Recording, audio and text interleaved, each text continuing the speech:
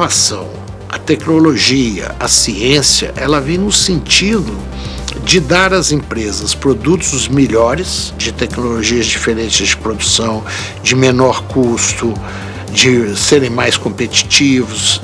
Essa é a importância da inovação e da tecnologia. Então hoje nós procuramos nos antecipar aquilo que a indústria brasileira vai precisar no futuro. Quanto mais você busca a inovação, você vai buscá-la através da ciência, da tecnologia, do conhecimento. Ao buscar isso, abre-se um mundo diferenciado e um mundo que provoca as pessoas a quererem criar coisas novas. Criar coisas novas é inovar. Há ilhas de excelência em todas as áreas, na indústria, na agricultura, nos serviços, por exemplo, nos serviços financeiros. A relevância da inovação faz parte do DNA, da estratégia das empresas brasileiras, mas tem que haver um comprometimento de aumentar o esforço nacional em ciência, tecnologia e inovação.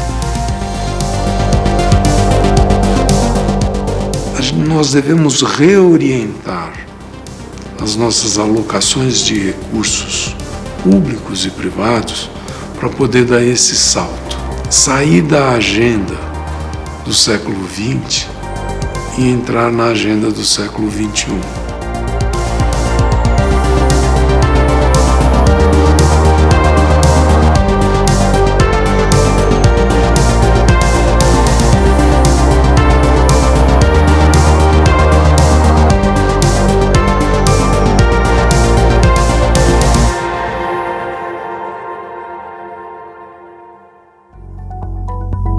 O Brasil tem dimensões colossais, com paisagens e um povo em que a diversidade é uma marca. O maior país do Hemisfério Sul tem uma economia diversificada, a capacidade de atender a demanda por alimentos do planeta e é também destaque na área de ciência e inovação.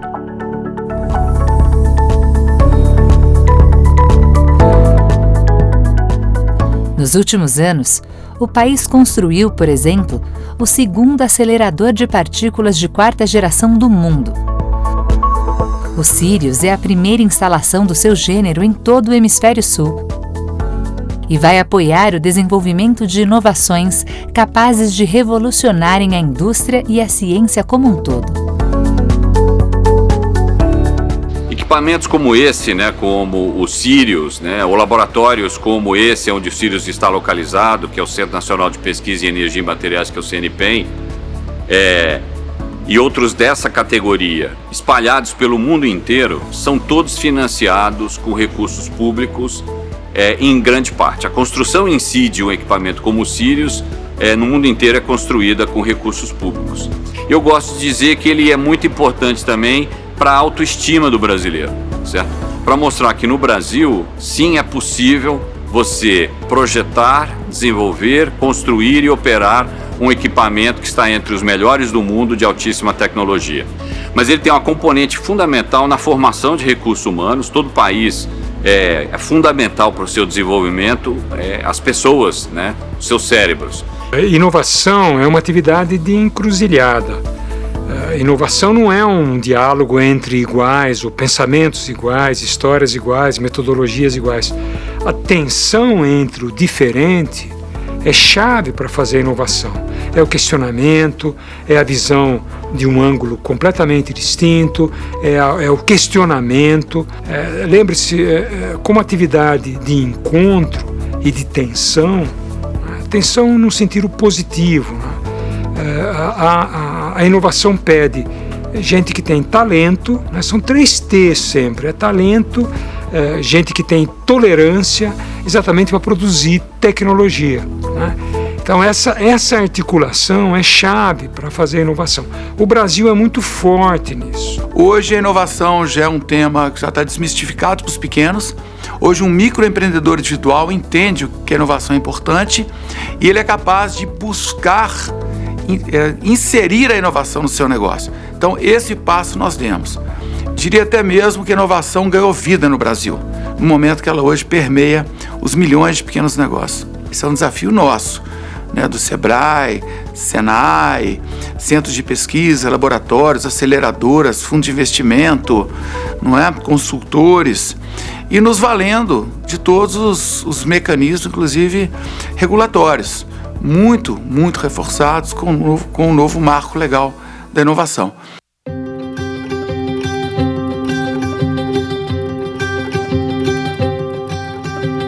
Para entender um pouco mais como se estrutura a pesquisa e inovação brasileiras, precisamos entender as bases em que ela se sustenta, e a iniciativa privada tem um papel importante neste processo. No Brasil, existem centros dedicados à pesquisa e desenvolvimento de soluções tecnológicas para empresas. Desde 2013, os Institutos Senai de Inovação fazem a ponte entre a academia e as demandas da iniciativa privada. Seu foco é a pesquisa aplicada e o emprego do conhecimento de forma prática, no desenvolvimento de novos produtos e soluções customizadas para as empresas ou de ideias que geram oportunidades de negócios.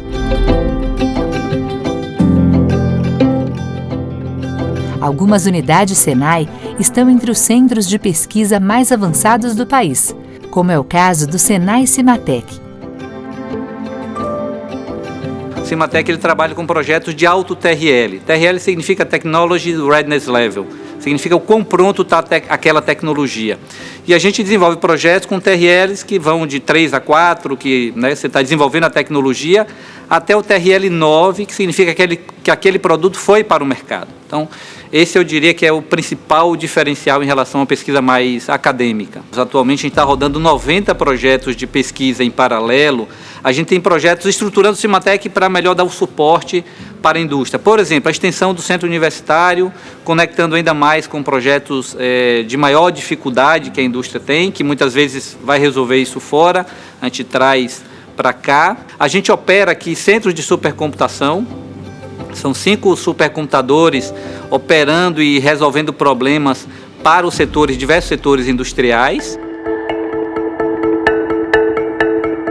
Inovação e sustentabilidade são 2 conceitos cada vez mais próximos.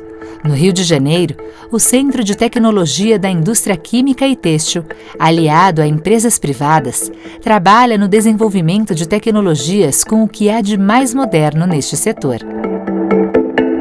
O projeto de pesquisa no Senai CETICT, em geral, nasce por uma demanda das empresas instaladas no Brasil. A partir dessa demanda, nós tentamos construir as competências de conhecimento e infraestrutura necessários para atender aquela demanda e desenhamos todos os passos que precisam ser dados até chegar ao objetivo colocado pela ponta, que no caso são indústrias.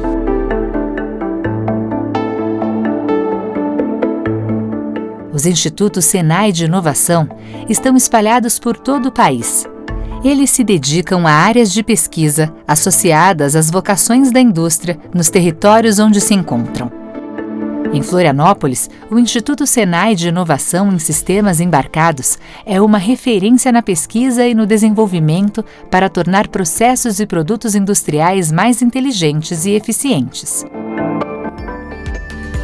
Esse instituto, como parte da rede dos Institutos Senai de Inovação, está focado na área de sistemas embarcados. Faz parte da rede nacional, né, e integra basicamente software, hardware, para determinadas aplicações nas mais diversas áreas. Na segurança, controle de produção, controle de sistemas especializados como satélites, todo um conjunto de aplicações que envolve a integração de sistemas dentro de uma máquina, do equipamento, de um subsistema. Os Institutos Senai de Inovação tem como base o modelo alemão do Instituto Fraunhofer, criado há mais de 6 décadas e responsável por auxiliar desde pequenas companhias até gigantes como Bosch, Volkswagen e Siemens. O custo operacional do trabalho dos institutos é dividido entre a iniciativa privada, o próprio instituto e o governo federal. As pessoas achavam que não seria uma organização como o Senai que ia desempenhar aquele papel, mesmo que ao longo do tempo o Senai já estava incorporando essas novas tecnologias. Então, nós tivemos que mudar a percepção que a indústria brasileira tinha da capacidade de entrega do Senai. Isso é uma primeira questão. Também os demais atores não pensavam que o Senai poderia ser no Brasil, como é na Alemanha, a rede de institutos Fraunhofer.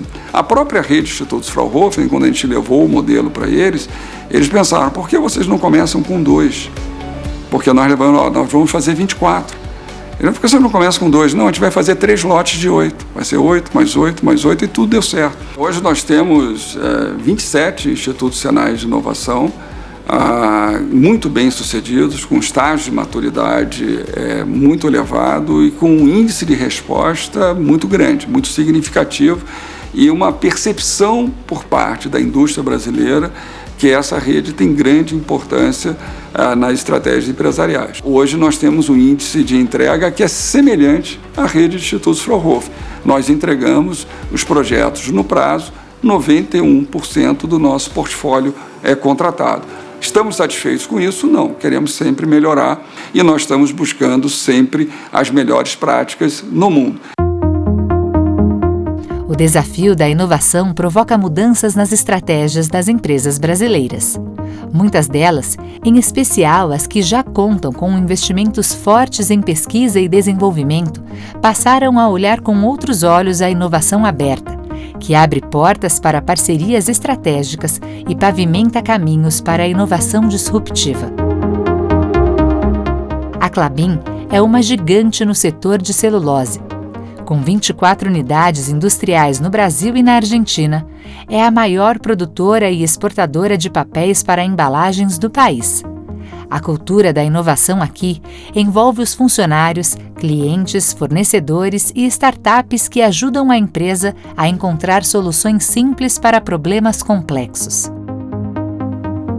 A Klabin iniciou um programa de inovação aberta buscando desenvolver oportunidades de ampliar a sua rede e a sua gama de esforços de trabalho, envolvendo principalmente aí startups, envolvendo a academia, a universidade. Isso nos trouxe oportunidades de lançar ao mercado diversos desafios em problemas que nós não tínhamos gente suficiente dentro da Klabin para desenvolver. Nós trabalhamos já com mais de 100 startups avaliando os seus projetos através dos nossos Pitch Days. O principal trabalho hoje, eu acho que é um programa de longo prazo das instituições e do governo brasileiro, junto com as áreas industriais e as áreas agrícolas, buscando programas de longo prazo, um comprometimento com constante reinvestimento nas questões de pesquisa e inovação no Brasil.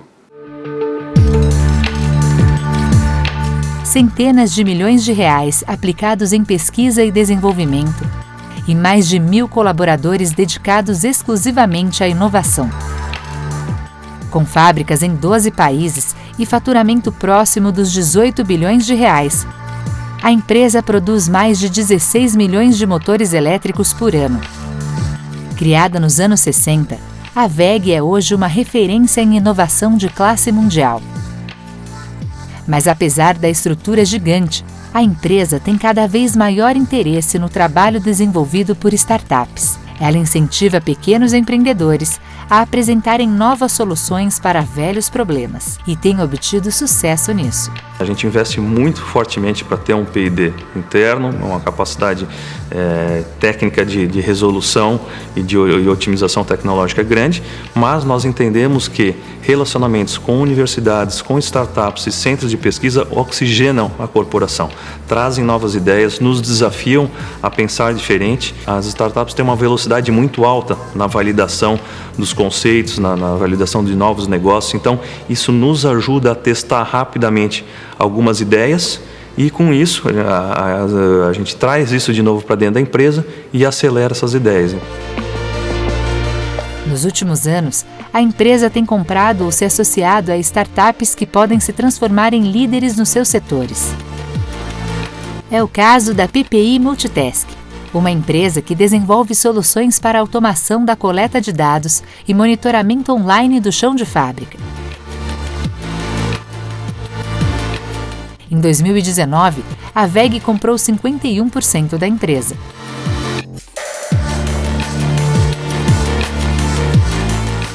Nesse encontro com a WEG, a gente acabou encontrando uma empresa com uma característica singular. Eu acredito que no Brasil ninguém melhor do que a WEG tem o potencial de fazer acontecer o dual strategy, dos fundamentos da indústria 4.0 alemã. A indústria tem um papel fantástico na geração de riqueza, na capacitação, né, das pessoas, na sociedade. A gente desenvolve para aplicar aqui, ser grande e forte, e a gente desenvolve para vender e também ganhar dinheiro, levando essa tecnologia para o resto do mundo. Esse é o dual strategy.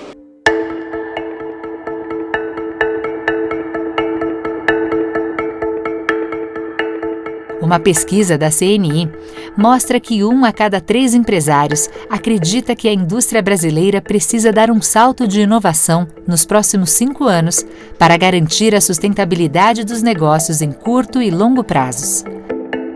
As startups já demonstraram sua capacidade de inovar no país. Nos últimos anos, o Brasil viu surgir mais de uma dezena de unicórnios, o que colocou o país na lista dos 10 destinos do mundo com maior número de startups avaliadas em mais de $1 bilhão. Mas como obter resultados tão bons quanto os das startups para as empresas tradicionais? A fórmula ultrapassa as barreiras da estratégia corporativa e da cultura interna de inovação e passa por uma combinação de mais investimentos e desburocratização com uma legislação adequada aos novos tempos.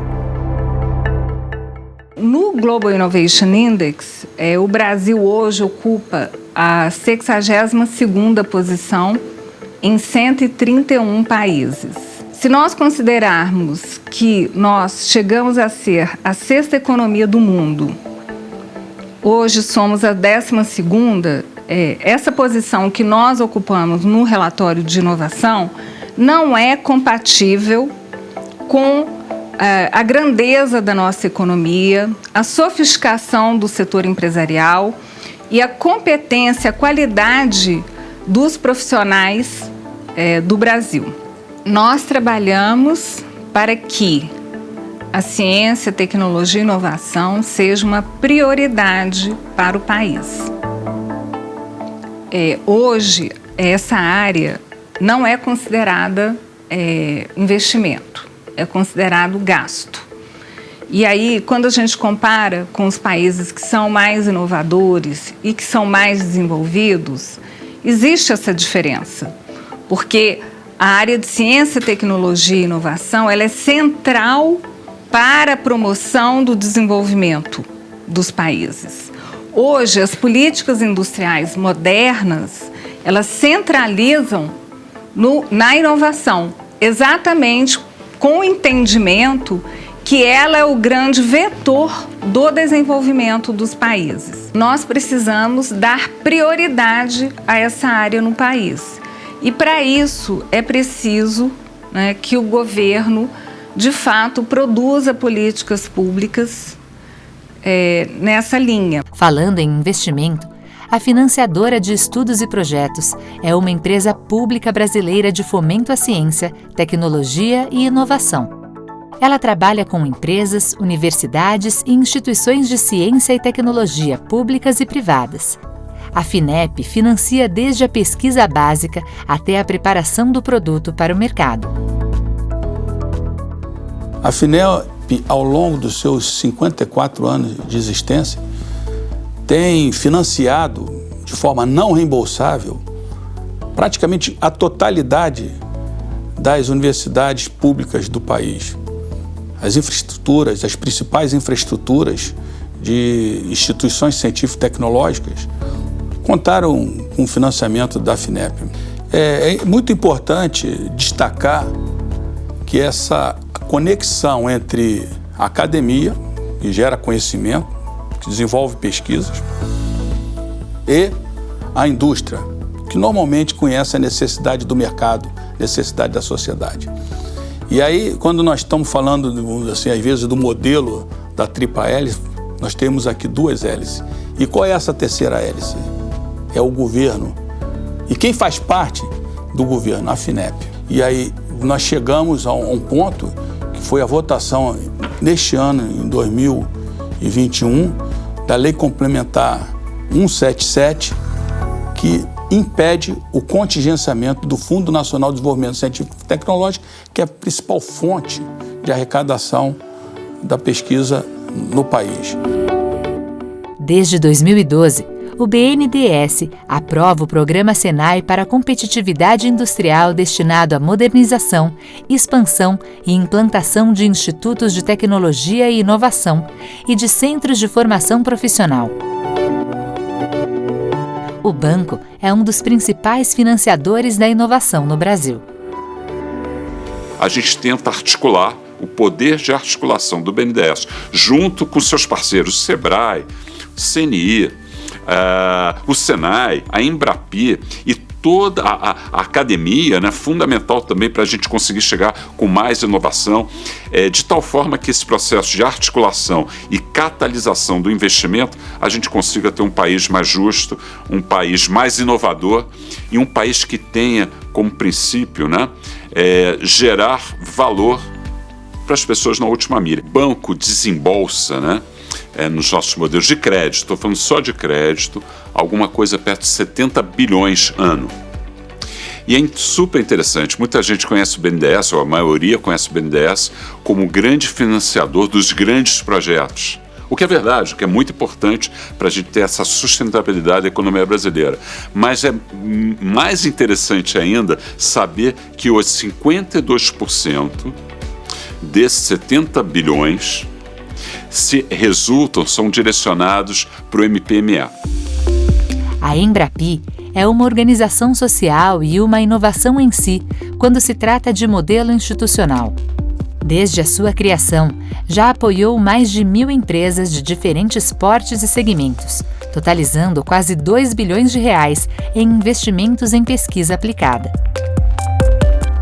A Embrapi financia 1/3 de cada projeto com as empresas, como recursos não reembolsáveis, que vem dos ministérios através do contrato de gestão. Desse 1 bilhão e 900, a parte da Embrapi foi 600 milhões. Se você somar os orçamentos desses órgãos que eu falei, durante esses 7 anos, dá 60 bilhões. O sucesso da Embrapi, nós estamos 7 anos, metade desse período foi crise financeira, econômica. Não tem um dia de trabalho de nenhum projeto atrasado, nenhum. Você vai na área de pesquisa básica, está cheio de atrasos, né? Nós não temos nenhum atraso, nenhum, porque nós operamos com a lógica do recurso privado. Criamos um fundo e é isso que nos garante de que nós não vamos apoiar um projeto em que nós não temos o recurso para ele. Porque a inovação não pode atrasar, não pode parar. Modelos bem-sucedidos de financiamento à inovação em todo o mundo são sempre ancorados em investimento público, que funciona como alavancador do investimento privado.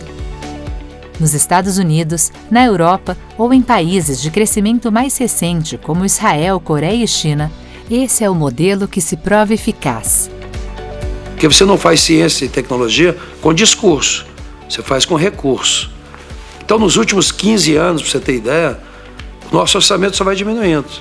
Agora que nós conseguimos aprovar um projeto de minha autoria no sentido de proibir o governo de desviar recurso da ciência e tecnologia, ou seja, é o Fundo Nacional de Desenvolvimento Científico e Tecnológico, que é um fundo que é super importante para a infraestrutura da ciência, né, da tecnologia. Agora, precisa de política de Estado, uma coisa que tenha continuidade.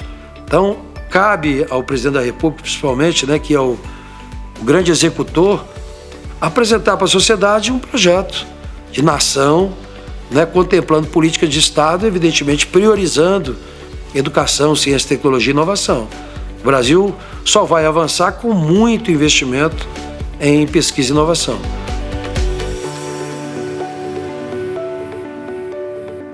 Nós temos que ensinar às crianças a relevância e o valor da ciência, ensinar às crianças o mínimo de como funciona o método científico. Eu acho que começa por aí. E precisamos melhorar o padrão do trabalho científico no Brasil, que é excelente em um número limitado de áreas, que é um trabalho muito intenso, mas com impacto ainda muito limitado. E isso depende fundamentalmente da formação de recursos humanos e da disponibilidade de recursos governamentais, porque ciência básica e, em grande parte, tecnologia e inovação devem ser financiados pelo Estado. É assim que funciona no mundo todo e no Brasil também. O investimento público em ciência e tecnologia no Brasil é da ordem de 0,6% do PIB. Ele teria que ser pelo menos 3 vezes maior. E não basta ser maior, ele precisa ser também adequadamente orientado. Isso exige uma revolução na área de ciência e tecnologia e inovação no Brasil, que é possível fazer. Mas há a demanda do setor privado, há a demanda da academia, a clareza de visão da economia, mas não há ainda formado um consenso nacional suficientemente forte para que isso passe a constar efetivamente do orçamento público, especialmente federal. A coisa mais importante sobre inovação no Brasil é entender que inovação é parte da agenda econômica. Tanto a inovação no sentido de pesquisa e desenvolvimento na grande empresa, como inovação no sentido de fortalecer as startups, como inovação no sentido de facilitar a difusão de tecnologia já conhecida. Um conjunto importante de grandes empresas brasileiras criou estruturas que acompanham ou financiam startups no Brasil. Muitas delas têm uma inteligência de negócio na área de inovação que ficam olhando o que as startups estão fazendo, o que as pequenas empresas inovativas estão fazendo. Porque isso interessa ao negócio. Ela tem que ver potenciais aliados, parceiros, potenciais empresas que podem ser adquiridas ou potenciais concorrentes. Então, ela precisa acompanhar o que acontece nesse mundo. E algumas dessas empresas brasileiras têm criado o que a gente chama de corporate venture, que é a estrutura de venture capital das grandes empresas. O SEBRAE é uma entidade privada voltada para o incentivo ao desenvolvimento econômico e competitividade das micro e pequenas empresas. Para eles, a economia criativa, que abrange áreas como consumo, mídias, cultura e tecnologia, é um dos focos da entidade atualmente. Fortalecer redes, valorizar a identidade local e atrair investimentos em novos segmentos de mercado são parte dos programas do SEBRAE que ajudam micro e pequenas empresas a nascerem ou se fortalecerem nestes setores. O SEBRAE atua no fortalecimento de redes empresariais desde a sua origem. É parte do SEBRAE, porque o SEBRAE é um articulador. Mais do que um líder do processo, ele articula e estimula que os próprios empreendedores se tornem protagonistas disso. Estimular uma rede de colaboração, uma rede de empresas, está no DNA do SEBRAE. Ele é, na verdade, a primeira aceleradora de empresas. O SEBRAE, ele é um ajudante de realizador de sonhos, de realização de sonhos. Nesse sentido, nós nos enquadramos bem nesse espírito da inovação. O SEBRAE desenvolveu uma boa metodologia de ensino empreendedor. Essa metodologia de ensino empreendedor, ela é inovadora. Além disso, dentro desses segmentos, um espírito inovador um pouco mais provocativo, que são, a gente fala, as startups. E nesse aspecto, o SEBRAE tem feito muita coisa positiva. Então, fizemos o marco regulatório das startups, criamos a empresa Anjo, essa figura da empresa Anjo, criamos um ambiente que possa estimular. A gente fala jovens, pela própria, mas a questão de juventude é um pouco mais de cabeça, não é da idade. E, nesse sentido, a inovação cabe em qualquer ambiente, e ela é a razão de esperança de transformação para o bem comum, para a humanidade. Também nós estamos buscando dar um certo conforto aos investidores para que percebam esse ambiente de inovação e criam nesse mecanismo, nessa velocidade. Primeiro porque o pequeno, ele é muito sozinho. Ele chega a ser quase que responsável na primeira proposta do sonho. Nós estamos investindo muito nesse setor. Nós temos programas como o Catalisa, estamos investindo muito nos programas de Inova Startups. Nós estamos dando condição de aflorar, reunir esse pessoal todo, como fizemos na micro e pequena empresa. Um ambiente onde eles possam chegar, se alistar nesse ambiente E daí para frente a gente faz o processo não só de mentoria, mas de monitoramento nesse ambiente para dar o espaço deles crescerem. O que nós estamos querendo fazer muito nessa nova área é criar um ambiente de novos talentos para inovação, para ciência e para tecnologia. Isso é fundamental. Portanto, a primeira condição para que haja inovação é que você tenha capital humano de alta qualificação. Porque só quem cria é gente. Gente cria máquinas, inclusive, que criam as coisas que as pessoas programam. Inclusive, as máquinas que têm inteligência artificial são criadas por pessoas. Só pessoas criam.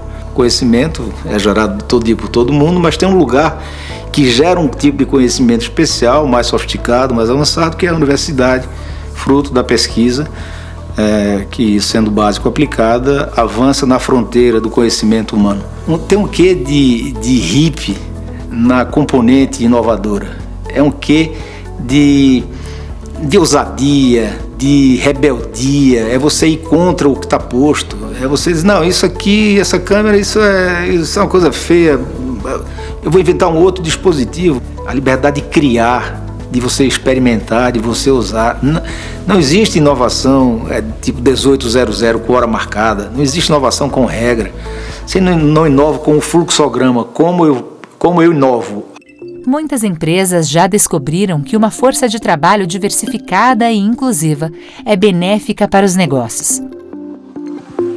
Encarada como valor estratégico, a diversidade não apenas ajuda a reduzir desigualdades, como também é fonte de competitividade e inovação. Do ponto de vista interno, já há muito tempo, diversidade e inclusão faz parte da pauta de negócios. Então, nós temos treinamentos de forma de recrutar respeitando a diversidade e inclusão. Nós transformamos nossos processos para que a empresa permita o desenvolvimento da mulher sem que ela tenha que abrir mão, por exemplo, da maternidade. Então, é imperativo que as empresas abram os olhos para o tema e atraiam mais mulheres, mais negros, mais pessoas com deficiência, pessoas de diferentes idades, grupos sociais, escolas, pessoas realmente diferentes. Isso vai trazer uma riqueza de pensamento, vai trazer transformações, vai fazer com que a gente seja mais efetivo, mais produtivo, mais consciente com os problemas do nosso planeta e na sociedade, e vai trazer como consequência uma aceleração do crescimento econômico do Brasil. A pergunta é, por que você tem mulheres ultra competentes que ganham muito menos do que os homens? Aqui no Brasil é quase 30% a menos. E os exemplos que nós temos são grandes, né? A inovação hoje não é feita apenas por aqueles que são designados como inovadores. Muitas vezes esses não têm as habilidades necessárias para inovar. Então você tem que ouvir dentro da sua empresa e fora da sua empresa. Aquilo que é chamado de inovação aberta hoje, você faz com empresas, inclusive concorrentes, né? Você ouve o outro. Por que você ouve o outro dar certo? Porque muitas vezes, se ouvindo o outro, mesmo que de setores diferentes, você consegue pensar caminhos, estratégias distintas daquelas que você está seguindo. Inovação é muito menos equipamento, tecnologia e muito mais estratégia e gente, né? Você precisa ter visão. E isso tem muito a ver com as lideranças.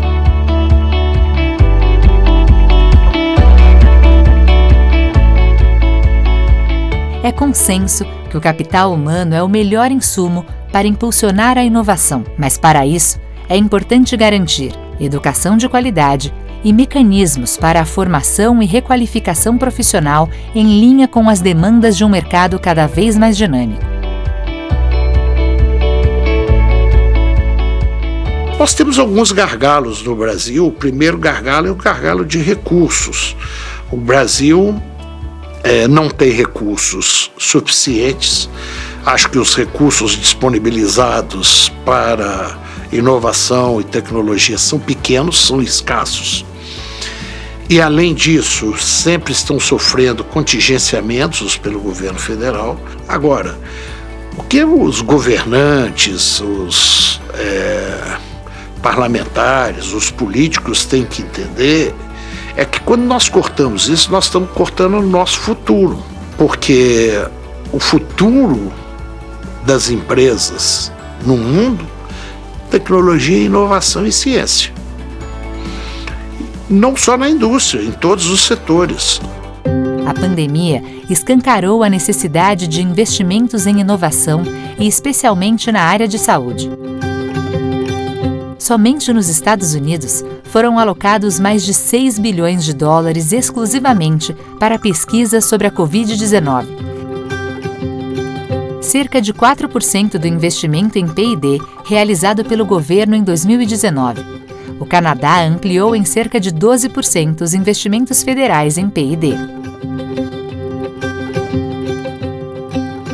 Hoje o que a gente propõe e a visão que fica da pandemia é que a saúde é um grande vetor para o desenvolvimento global e o desenvolvimento nacional. Não se contrapõe Estado a mercado, isso é velho, isso é século passado. Não há nenhum país desenvolvido que não tenha Estado empreendedor forte e setor privado pujante. A pandemia mostra que essa aliança pode ser feita, mas o jogo não está ganho. A principal peça desse quebra-cabeça se chama Sistema Único de Saúde. Qual é o maior risco para o empresário ser inovador?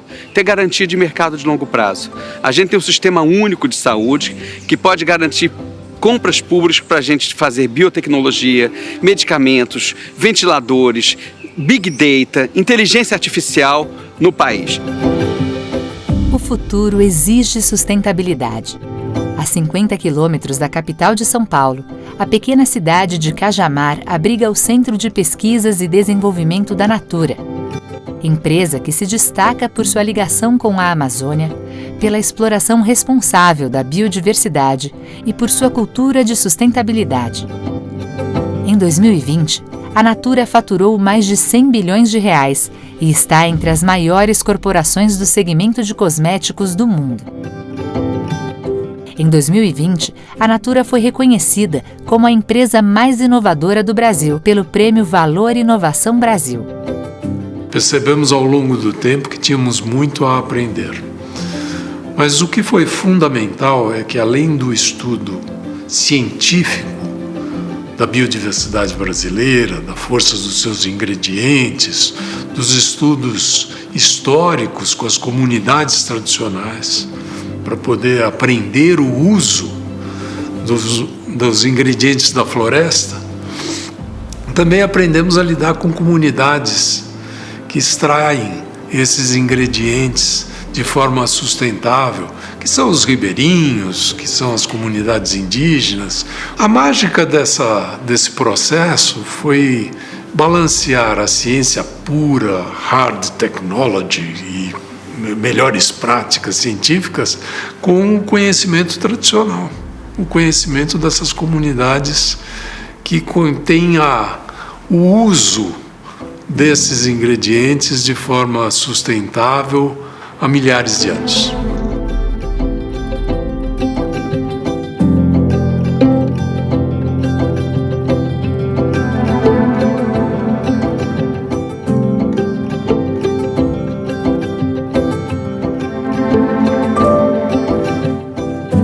É incrível que muitos e muitas ainda não tenham percebido que esses desafios climáticos, esses desafios globais, são para nós uma oportunidade. E aí nós precisaríamos redirecionar alguns esforços, coletivamente, setor privado e setor público, nessa direção. Como é que nós podemos produzir energia de forma mais barata? Como é que nós podemos controlar o desmatamento? Como é que nós podemos incentivar uma agricultura de menor impacto climático? Então, é tecnologia, e o Brasil sabe fazer isso. É preciso focar e alocar recursos públicos e privados nesse desafio, porque vai precisar de ciência. Ciência para produzir materiais mais sustentáveis, ciência para poder reciclar e regenerar a produção industrial e a produção agrícola. Enfim, tem um enorme caminho pela frente. É uma questão de visão, liderança e competência, que eu acho que competência nós temos para fazer isso. 1/4 da economia brasileira é movida pelo campo. Os ativos naturais do país, associados ao bom uso da tecnologia, podem alçar o Brasil a outro patamar de competitividade. Fundos de investimento, como a SP Ventures, já perceberam que há um boom de empresas inovadoras neste setor. O agronegócio brasileiro, ele vem explodindo do ponto de vista de inovação e tecnologia. Então, toda essa ciência desenvolvida nos principais centros de pesquisa brasileiro, Embrapa, Lavras, Viçosa, Exalc, Unicamp, Federal do Rio Grande do Sul, Federal de Santa Catarina, começou a ser direcionado para a criação de empresas inovadoras, empresas pequenas, de alto impacto, que começaram a sair das universidades, indo para as aceleradoras, transformando em riqueza para o produtor rural. O que o Brasil tem que nenhum outro país no mundo agrícola tem? A gente tem a agricultura tropical mais eficiente do mundo. E a agricultura tropical de larga escala, que nem a nossa, ela é muito diferente das outras agriculturas temperadas, né? A gente tem 2, 3 safras por ano, a gente tem um microclima diferente, uma variabilidade de solo diferente, uma extensão territorial, tamanho das fazendas, perfil do capital humano na ponta para adotar e disseminar essa nova tecnologia. Então, o que acontece? O que é desenvolvido aqui, em termos de agricultura tropical, tem uma competitividade muito grande internacionalmente. A hora certa de cultivar e de colher pode definir se o agricultor vai ou não ter lucro na plantação. Há alguns anos, a tecnologia passou a minimizar a chance de erro nessas decisões. A AgroSmart se propõe a resolver este problema monitorando o campo e definindo as melhores condições de plantio. Usando sensores e drones, ela ajuda a agricultura a definir o melhor momento para o plantio e para a colheita. O produtor rural assume muito risco, ele está numa indústria a céu aberto, né? E nem sempre ele é recompensado por produzir melhor, por produzir de maneira mais sustentável. E a gente entendia que tudo que se mede, se pode gerenciar. Então a gente queria trazer dados para a agricultura, para apoiar a decisão no campo.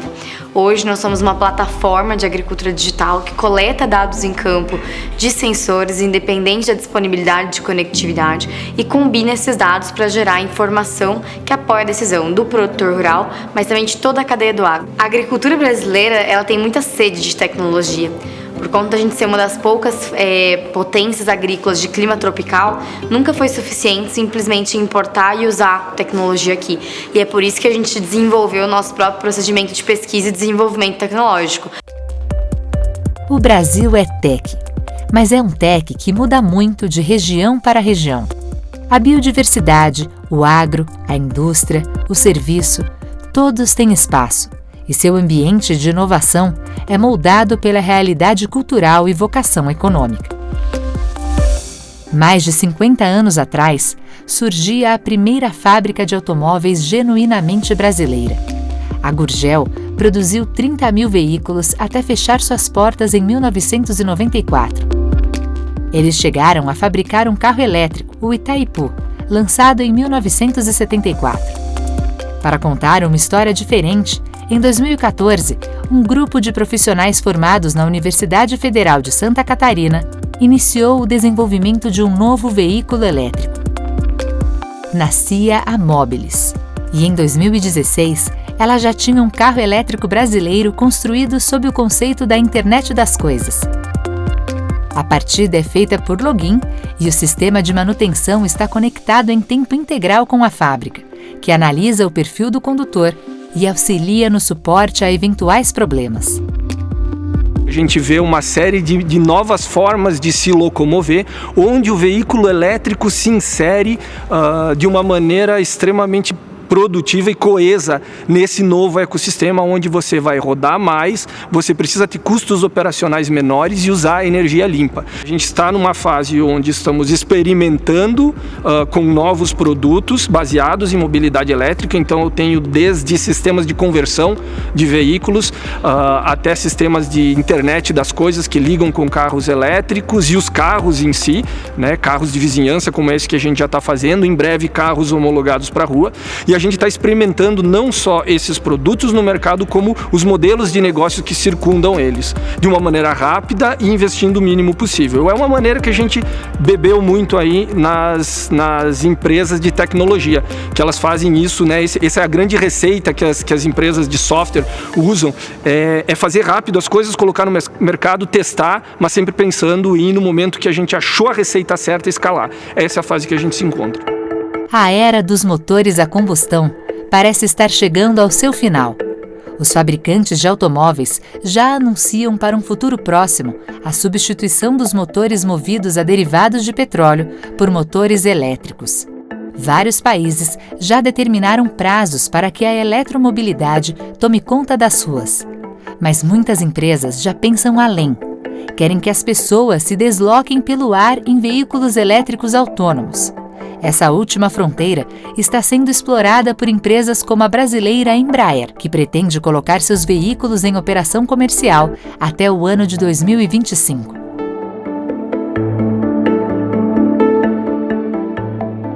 Nós estamos investindo na mobilidade urbana, 100% elétrica, ou seja, zero geração de carbono. É o nosso EV, né, um veículo 100% elétrico, que vai endereçar um problema da humanidade, que é o tráfego absolutamente congestionado nas grandes cidades. Então a gente acha que essas soluções serão escaláveis, né, por estarem endereçando um problema universal. E nós estamos trabalhando não só no veículo, desenvolvendo novas tecnologias, mas também no ecossistema.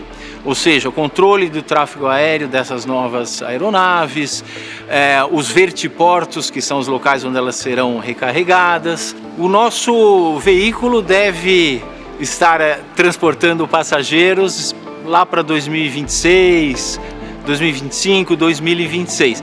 E realmente é fantástico, né, esse momento que nós estamos vivendo, com tantas tecnologias disruptivas, tantas inovações.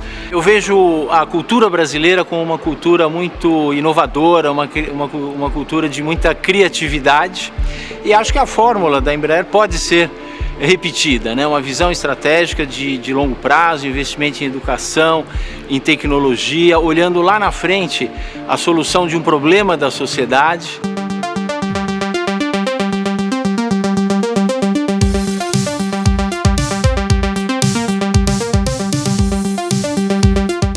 Pequenas e grandes empresas, agro, food, tech. O Brasil tem uma diversidade de conhecimentos, valores e recursos materiais e intelectuais que permitem que o processo de inovação seja uma constante. O maior desafio é talvez a gente fazer com que esse sonhador, com que esse investidor, que esse criador entusiasmado com a inovação acredite que o país tem um ambiente bom para ele.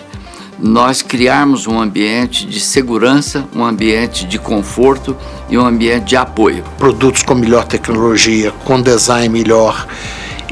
E quem pode suprir essa necessidade das empresas é a inovação e a tecnologia. O Brasil tem todas as condições de fazer isso em uma geração. É só ter previsibilidade, é só ter estabilidade, é só ter governos que olham com atenção para a indústria. Se o Brasil se estrutura, se ele olha para o futuro, não fica olhando para o passado, se ele consegue perceber as linhas que conectam ele com aquilo que tem de mais avançado e com aquilo que brilha à nossa frente, o Brasil tem todas as condições de transformar a sua economia e a nossa sociedade exatamente numa sociedade, numa economia mais vibrantes, mais inovadoras. É disso que o Brasil precisa.